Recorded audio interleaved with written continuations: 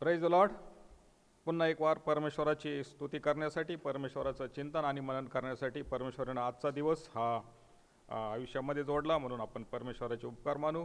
आणि या चॅनलचे देखील मी अतिशय मनापासून उपकार मानतो की या चॅनलच्या माध्यमातून, वचनाच्या माध्यमातून अनेक लोकांच्या घरामध्ये, अनेक लोकांच्या जीवनामध्ये परमेश्वराचं पवित्र वचन प्रवेश करत आहे. आणि ह्या पवित्र वचनाच्या माध्यमातून बऱ्याच लोकांच्या जीवनामध्ये परिवर्तन होत आहे आणि चांगल्या प्रकारचे रिझल्ट या चॅनलमुळे मिळत आहेत. म्हणून या चॅनलचे मी विशेष असे आभार मानतो. त्यातल्या त्यात परमेश्वराचे देखील मी असे विशेष आभार मानतो की त्याने देखील मला ही परमेश्वराची स्तुती आणि स्तवन करण्याची संधी दिली आहे. प्रियांनो, मागच्या वेळेस आपण पाहिलेलं आहे की बऱ्याच गोष्टी आम्ही आमच्या तरुण पिढीवर संदेशाच्या माध्यमातून आणि वचनाच्या माध्यमातून त्यांच्याबरोबर वचनाच्या माध्यमातून बोललेलो आहोत. आणि त्याचप्रमाणे त्याच्यामध्ये असे काही आव्हानं केले होते की जे कोणी तरुण असतील, ज्यांनी हा संदेश ऐकला असेल, जे हे संदेश पाहत असतील, ज्या कुटुंबामध्ये हा संदेश जात असेल, त्या कुटुंबामधली परिस्थिती आणि ह्या संदेशामधले जर काही वचनं जर असे काही साम्य होत असतील आणि त्याची परिस्थिती जर आम्हाला जाणवत असेल की खरोखर परमेश्वराचे हे वचनं आमच्यासाठी किती अतिशय महत्त्वाचे आहेत, आणि त्याच्यामध्ये जर काही वाटत असेल की काही संशय असेल किंवा थोडंसं काही अजून मार्गदर्शन पाहिजे असेल किंवा तुमच्या स्वतःचे पर्सनल त्या तुमच्या जीवनाविषयी जर असतील, तर नक्कीच तुम्ही या चॅनलच्या माध्यमातून, या संदेशाच्या माध्यमातून तुम्ही आम्हाला कळवू शकता आणि त्याच्यावर अधिक आणि अधिक चांगल्या प्रकारचं मार्गदर्शन घेऊ शकता. यावेळेस आपण जो काही संदेश ऐकणार आहोत, जे काही चिंतन मनन करणार आहोत, ते चिंतन मनन परमेश्वराच्या पवित्र शास्त्रामधून लूका शुभवर्तमान याचा 13वा अध्याय आणि 6 ते 9 वचनं, त्याचप्रमाणे प्रगटीकरणाचा एक अध्याय आहे, दुसरा अध्याय आहे त्याचं 5वं वचन, त्याचप्रमाणे मत्तेकृ शुभवर्तमान याचा 3रा अध्याय 8, 9, 10 वचन, आणि त्याचप्रमाणे योहानकृ शुभवर्तमान याचा 5वा अध्याय आणि 14 वचनं, यामध्ये आपण चिंतन आणि मनन करणार आहोत. याच्यामध्ये आम्हाला स्वतःला पाहणार आहोत.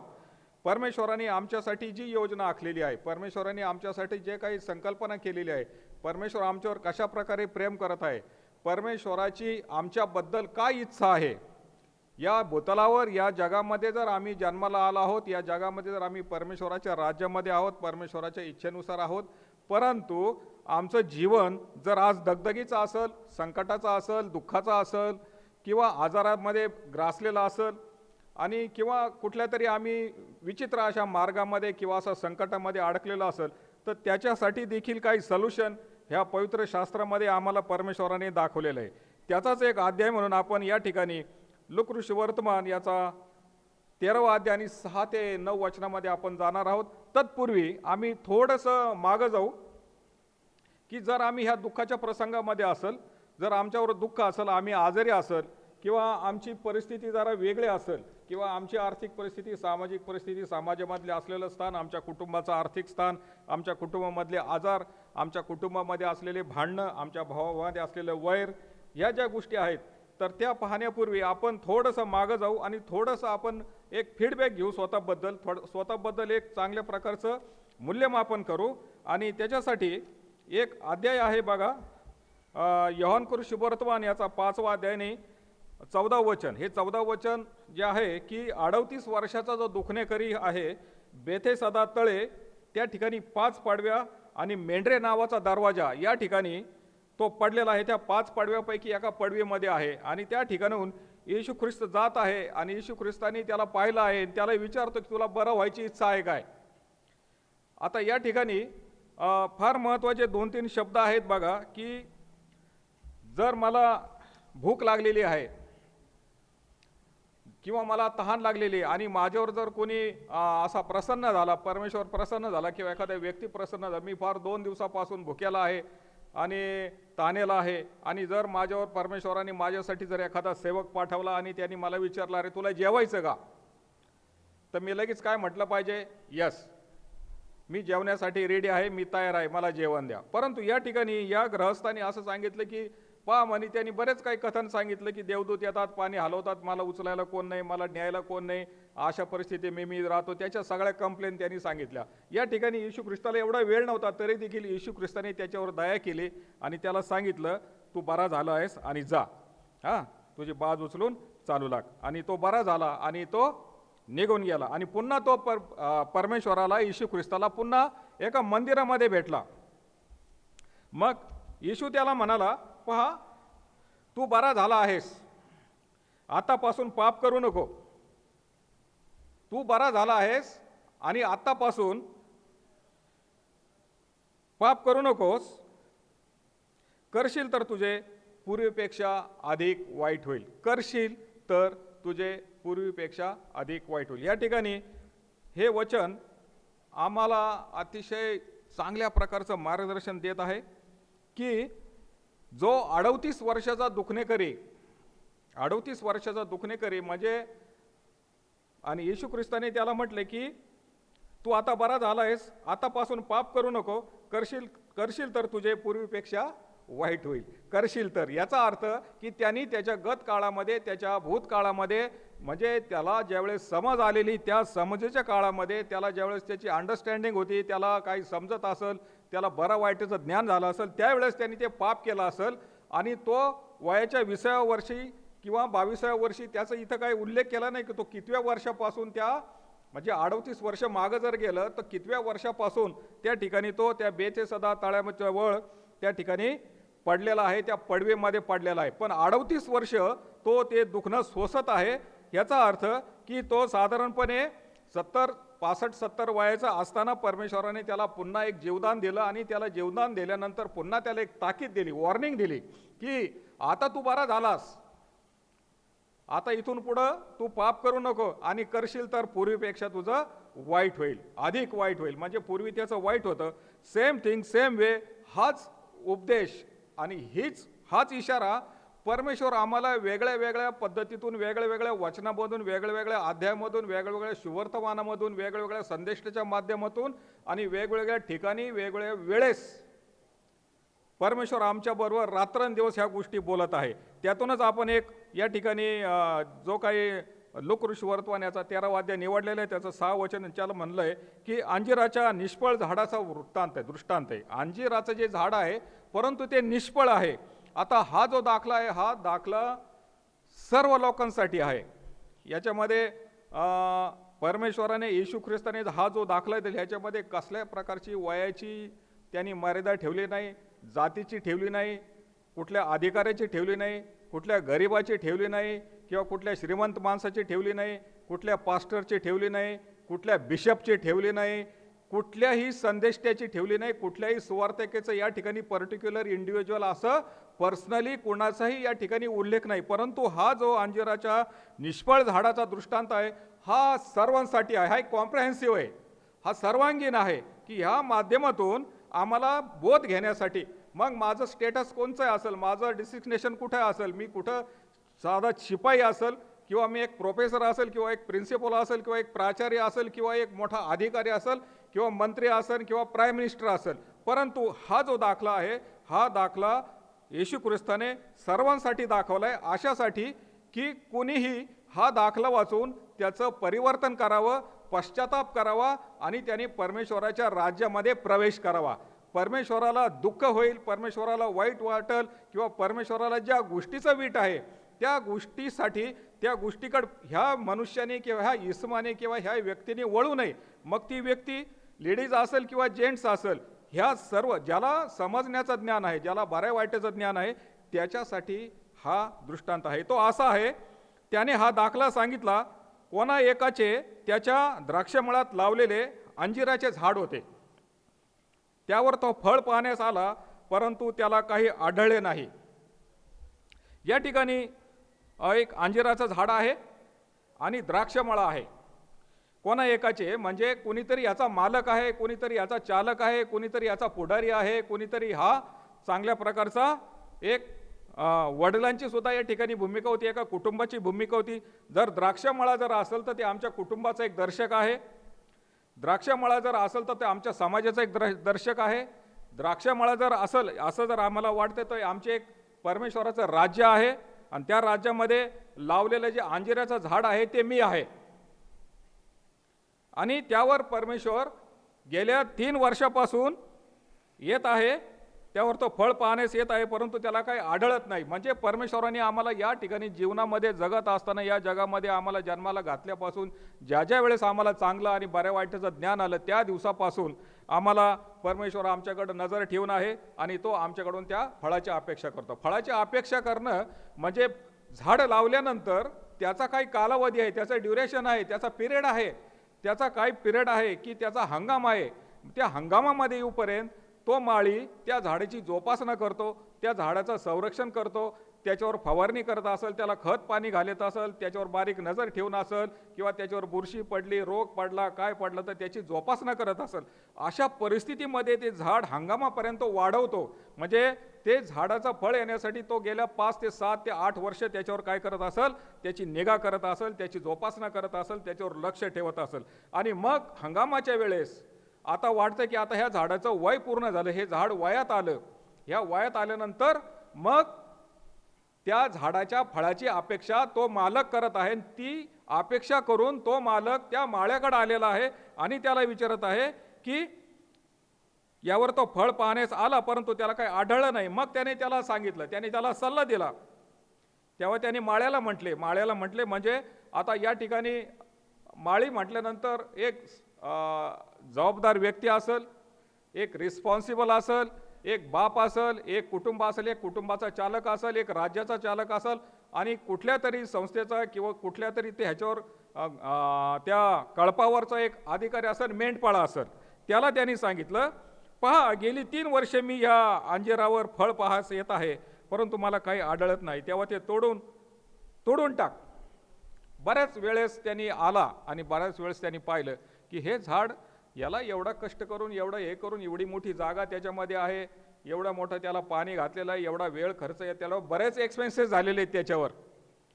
मग आता ते झाडाचं जे प्रतीक आहे, ते झाडाचं प्रतीक आपण समजून घ्यायला आपण एवढे काय अज्ञान नाहीत.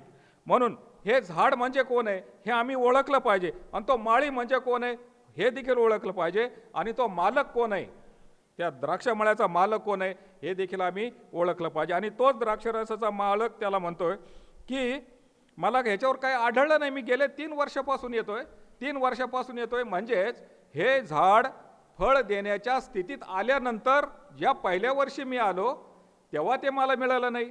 मग आता ते परत एक हंगाम सरून गेला, दुसरा हंगाम आला, मग या हंगामात तरी त्यांनी मिळालं पाहिजे. असे 3 हंगाम गेले तरी ह्या झाडाने काही फळ दिलं नाही. मग तो मालक त्या माळ्याला म्हटला की ते तोडून टाक, उगाच त्याने जागा तरी का व्यापावी, का अडवायची जागा.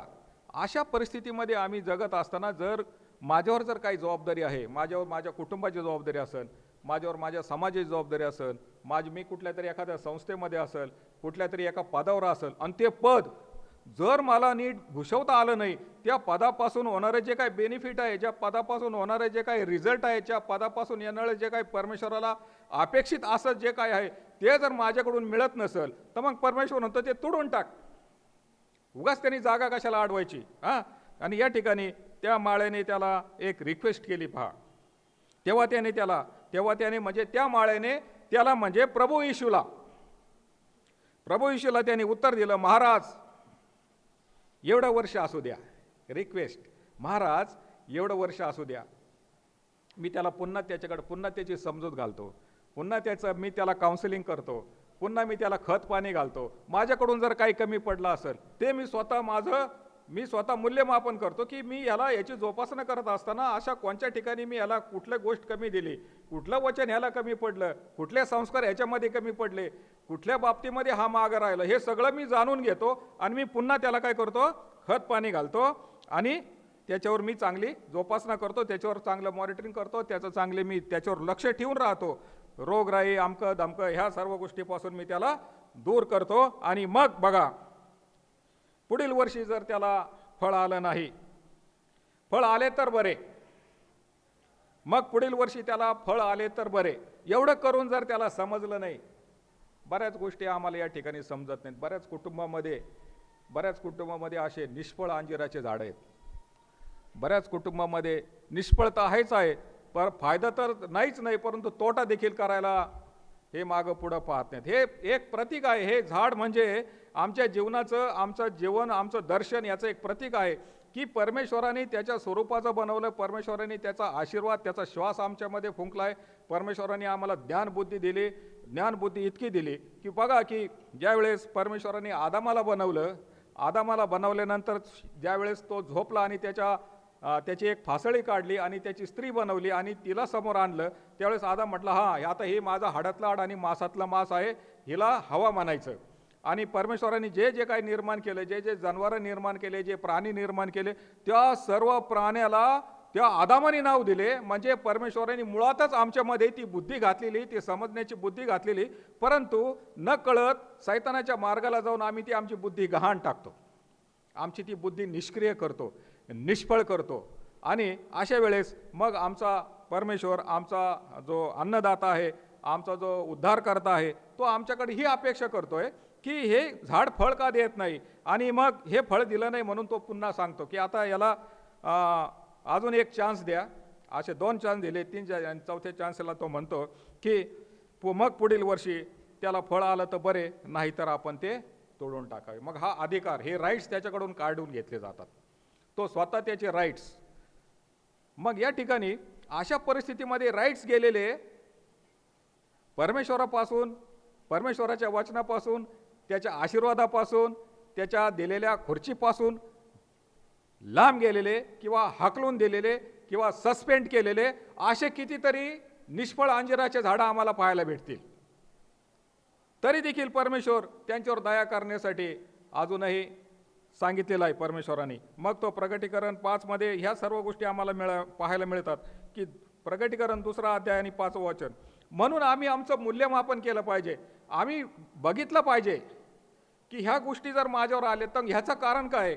म्हणून या ठिकाणी प्रकटीकरण 2:5 मध्ये म्हटलेलं आहे की म्हणून तू कुठून पतन पावलास त्याची आठवण कर. कुठून पतन पावलास? इतक्या दिवस परमेश्वराच्या मार्गामध्ये होता, इतक्या दिवस परमेश्वराची सेवा करत होतास, इतक्या दिवस परमेश्वराच्या आज्ञेमध्ये होतास, तुझ्या आईवडिलांच्या आज्ञेत तू राहत होतास, तू विचारल्याशिवाय कुठलीही गोष्ट करत नव्हतास, तुझं जे काही रुटीन होतं, जे काही तुझा प्रोटोकॉल होता परमेश्वराच्या बाबतीमध्ये तो अतिशय पंक्च्युअल होता, अतिशय वेळेवर असा होता. आणि अशा गोष्टीमध्ये परमेश्वर तुझ्याकडून चांगली चांगली अपेक्षा करतो आणि लगेच तू कसं काय तुझं परमेश्वराच्या वचनापासून दूर गेलास, परमेश्वराच्या आशीर्वादापासून दूर गेलास, परमेश्वराने दिलेल्या सर्व दानापासून तू दूर कसं काय गेलास? ते कुठून पडलास तू कुठून पतन पावलास त्याची आठवण कर. कुठून? म्हणजे आज या संपूर्ण जगामध्ये बरेच काही लोक वाईट करून परमेश्वराच्या मार्गाकडे येतात आणि असं म्हटलं की परमेश्वर हा चांगल्या लोकांसाठी नाही, पाप्यांसाठी आलेला आहे. आणि परमेश्वराने सांगितलंय की पाप्यांचा द्वेष करू नका, त्याच्या पापांचा द्वेष करा. मग अशा ठिकाणी बरेच लोक वाईट गोष्टी करूनही परमेश्वराच्या मार्गाकडे आलेत आणि काही लोक असे आहेत की परमेश्वराने अभिषेक केलेले, अनाउंटेड असून देखील परमेश्वराच्या वचनापासून पुन्हा दुसरीकडे जाऊन पडलेत. मग तो पॉइंट कोणचा आहे, ती जागा कोणची आहे, ती आठवण कर. तू कुठून पतन पावलास त्याची आठवण कर, पश्चाताप कर आणि आपली पहिली कृत्य कर. म्हणजे याचा अर्थ की पहिली जो कृत्य करत होतो परमेश्वराच्या स्वाधीन, परमेश्वराच्या अधीन, परमेश्वराच्या वचनामध्ये, परमेश्वराच्या आज्ञेमध्ये, परमेश्वराच्या कुंपणामध्ये आणि परमेश्वराच्या परवानगीशिवाय तो कुठलीही गोष्ट करत नव्हता. हेच कृत्य त्यांनी परमेश्वराने पुन्हा त्याला करायला. तू पश्चाताप नाही केलास आणि एवढं करून बघा या ठिकाणी परमेश्वर निगेटिव्ह पॉझिटिव्ह बोलतोय की सकारात्मक पण सांगतोय आणि परत आम्ही नकारात्मक करतोय. परमेश्वराने येशू ख्रिस्ताने जी सुवार्ता सांगितली, जास्त त्यांनी भारुड गायलेलं नाहीये, त्यांनी एवढं सांगितली पश्चाताप करा कारण देवाचं राज्य जवळ आलेलं आहे. आणि योहान 3:16 मध्ये सांगितले परमेश्वराने की देवाने जगावर एवढी मोठी प्रीती केली की त्याने आपला एकुलता एक पुत्र दिला अशासाठी की जो कोणी त्याच्यावर विश्वास ठेवेल, जो कोणी कुठल्याही जातीचा, कुठल्याही धर्माचा, कुठल्याही पंथाचा, कुठल्याही रंगाचा, कुठल्याही उंची असलेला कशाही प्रकारचा जो परमेश्वराने निर्माण केलेला मनुष्य प्राणी आहे, या जगामध्ये कुठल्याही देशातला आणि कुठल्याही वंशातला असेल, जो कोणी त्याच्यावर विश्वास ठेवेल त्याचा नाश होऊ नये तर त्या सार्वकालिक जीवन प्राप्त व्हावे. हे परमेश्वराने जास्त बजावून सांगितलेलं आहे. आणि या ठिकाणी तो देखील परमेश्वर या ठिकाणी प्रकटीकरण 2:5 मधून म्हणतोय की तू कुठून पतन पावलास, तू कुठून पडलास, काय अवस्था आहे तुझी, कोणत्या अवस्थेमध्ये तू पडला त्याची आठवण कर. कोण असं तुला असं काय तुझ्यावर प्रसंग आला, असं कोणी तुला भुरळ घातली ते देखील तू या ठिकाणी बघ आणि तू पश्चाताप कर, आणि केलं नाहीस तर मी तुझ्याकडे येईन. आणि परमेश्वर या ठिकाणी म्हणतो, तू जर केलं नाहीस तर मी तुझ्याकडे येईन आणि तुझी समई म्हणजे परमेश्वराने दिलेला आत्मा, परमेश्वराने दिलेलं दान, परमेश्वराने दिलेला प्रकाश ज्या ठिकाणी तुझ्या अंतःकरणामध्ये ठेवलाय त्या ठिकाणून काढून टाकील आणि तुला भस्म करून टाकील किंवा तुला त्या अग्नीच्या मध्ये जाईल. आणि ह्यास्तव परमेश्वर पुढे म्हणतो, यास्तव मत्ते 3:8-9-10 मध्ये म्हणतो, यास्तव पश्चातापास योग्य असं फळ द्या, पश्चातापास योग्य असं फळ द्या. एवढं करून देखील परमेश्वर आमच्यावर प्रेम करत आहे आणि तो सांगत आहे की यास्तव पश्चातापास योग्य असे फळ द्या. आणि असं इथं अजून एक इशारा दिला आहे की आणि अब्राहम आमचा बाप आहे असे म्हणण्याची कल्पना आपल्या मनात आणू नका. आम्हाला बऱ्याच वेळेस वाटतं की आमच्या मागं कोणतरी आहे, आम्हाला कोणाच तरी पाठबळ आहे. म्हणून मागच्या एका संदेशात सांगितलं की जगामध्ये कोणालाही आपला बाप म्हणू नका आणि कोणालाही आपला स्वामी म्हणू नका. आमचा बाप एकच आहे जो स्वर्गामध्ये आहे आणि आमचा स्वामी एकच आहे, तो ख्रिस्त आहे. आणि तोच ख्रिस्त आम्हाला या ठिकाणी सांगत आहे, आम्हाला पुन्हा वॉर्निंग देत आहे की आणि अब्राहम आमचा बाप आहे अशी म्हणण्याची कल्पना आपल्या मनात आणू नका, कारण मी तुम्हाला सांगतो ह्या दगडापासून अब्रामासाठी मुले निर्माण करण्यास देव समर्थ आहे. म्हणून ह्या देखील हा गैरसमज तुम्ही काढून टाका.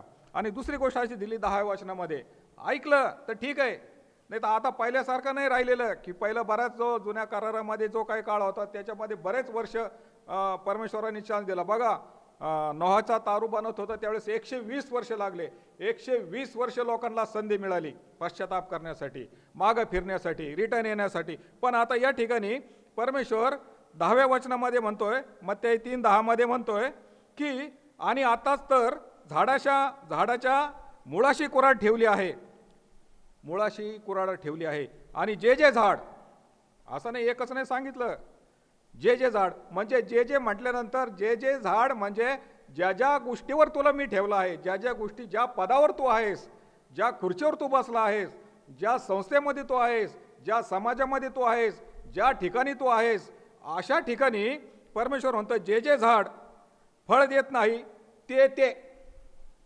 इथं अनेक वचन आहे. बघा हे जे आहे याच्यामध्ये फार समजण्यासारखी गोष्ट आहे.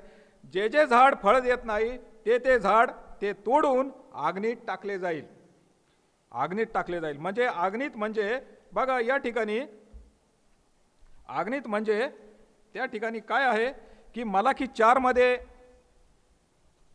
असं सांगितलंय, पहा भट्टीसारखा तप्त दिवस येत आहे आणि हे जे आग्नीत टाकणारे जे झाडं आहेत, हे जे अंजिराचे झाड आहेत त्याचे काही दुर्गुण आहेत, त्यांच्या काही क्वालिटी आहेत. त्या क्वालिटीमध्ये 2 क्वालिटी अशा आहेत की त्याच्यामध्ये गर्विष्ठ आणि दुराचार, गर्विष्ठपणा आल्याशिवाय, दुराचार झाल्याशिवाय हे परमेश्वर त्याला शिक्षा करत नाही. आणि या ठिकाणी परमेश्वर मलाकी 4 मध्ये म्हणतो, पहा भट्टीसारखा तप्त दिवस येत आहे, सर्व गर्विष्ठ व सर्व दुराचारी धसकट बनतील, तो येणारा दिवस त्यांना जाळून टाकील. त्याचे मूळ फांदे म्हणजे ज्या ठिकाणाहून तू पतन पावलास, ज्या लोकांच्या माध्यमातून तू पतन पावलास, ज्या संगतीमध्ये, ज्या फेलोशिपमध्ये तू होतास, ज्या असोसिएशनमध्ये तू होतास, ज्या लोकांमध्ये तू होतास, जे ठिकाण तुला होतं ते ठिकाण, ते मूळ, ते फांदे मी काय करील, सर्व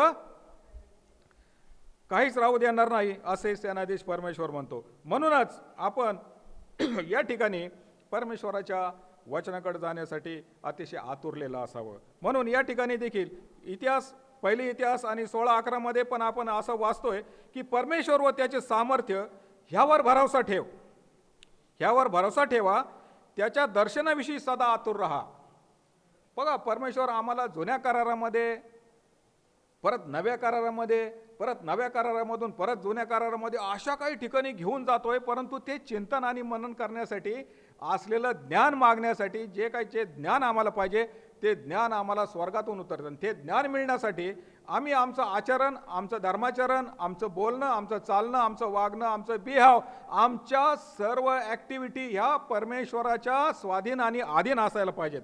म्हणून परमेश्वर या ठिकाणी फार गोष्टीतून आम्हाला या ठिकाणी इशारा देत आहे की बघा मत्ते कृषी वर्तमान याचा 3रा अध्याय आणि 12 वचनामध्ये असं सांगितलं की त्याच्या हातामध्ये सूप आहे.